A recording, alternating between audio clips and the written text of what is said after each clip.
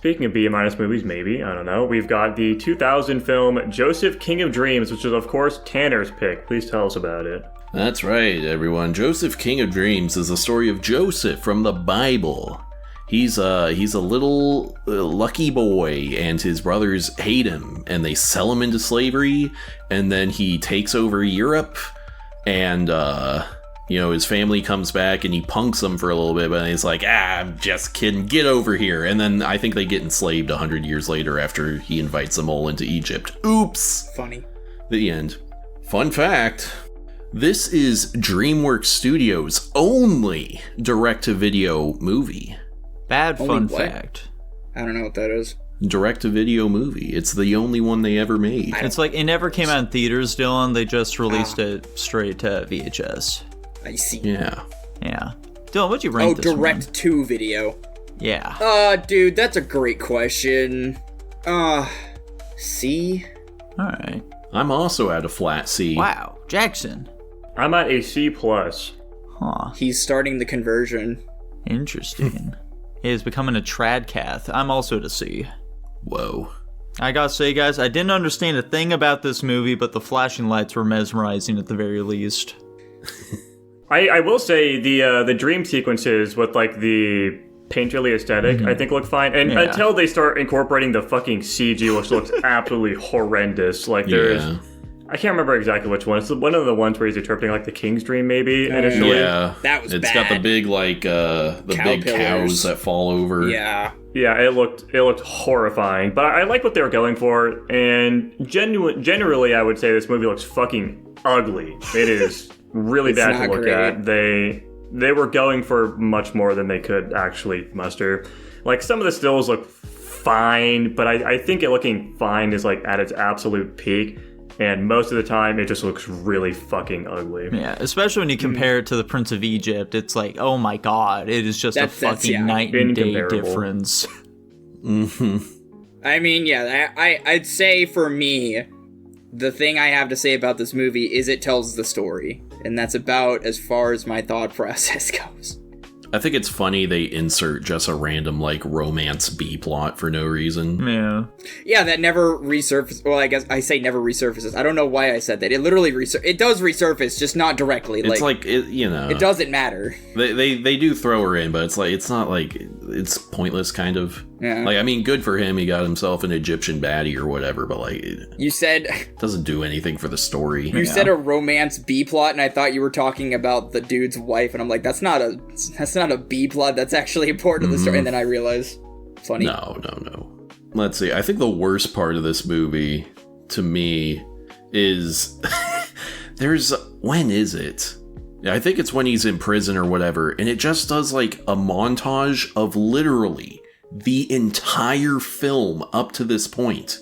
That sounds You guys about remember right. what I'm talking about? I think it is when he's in prison, yeah. Yeah, I think so. Yeah, he starts singing a song. Yeah, it's when he's like growing that plant, he's building a wall around it, and it just literally shows scenes for the entire film up to this point. Mind you, this movie is what, an hour 10 minutes? Something I didn't realize like filler that. could be in movies. I didn't realize filler could I don't know where I was going with that Repeat my joke. Oh, well, I think it's Say it stupid. again. Everybody I loves think flashback moments, man. I think that stuff sucked. The songs also sucked. I was not a big fan of any of them. Yeah, they weren't great. Mm-hmm. Yeah, no. This film was no Prince of Egypt. No. Well, But that's really setting it up for failure. Because, like, how the fuck do you follow up Prince of Egypt? From a non-Christian person, and granted, I haven't watched Prince of Egypt in a while. That was a pretty early movie we watched, so I don't fully recall it. In terms of like the actual stories themselves of, I guess, Joseph and the Prince of Egypt, I don't think they're like too far off in terms of just scope. It's just this movie is done so much worse.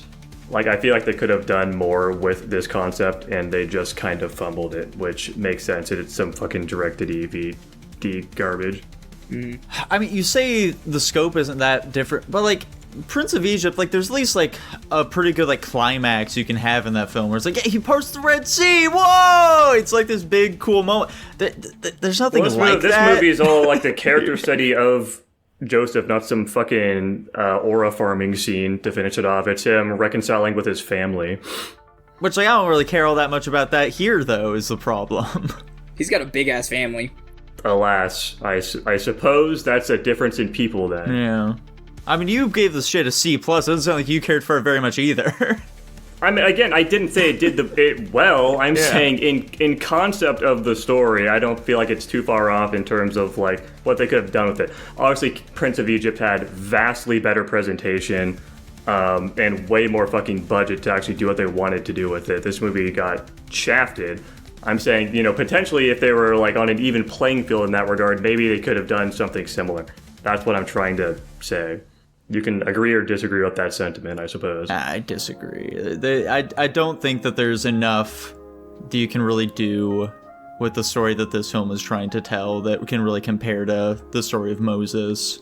Yeah, I was gonna say, I think it's also just a matter of, like, the things that happen in each story. There are certainly more interesting things that happen that are derived from the I think the big thing, I guess, story. for me with the story of Moses is that I just think it's kind of stupid. So that's really holding it back here. And this one, I guess, isn't as stupid, but it's not as maybe entertaining. There are reasons for that. Burning bush, give me a break. You're saying they unleashed plagues upon Egypt? I don't think so, pal. I mean, coming from a non-believer where it's all just fiction in the end, I guess, under the interpretation that this is actually something that is historically accurate in some sort of fashion. Yes, I do think this one that's far more grounded generally is better from a narrative perspective, but obviously it's not as entertaining. There are 3 wolves.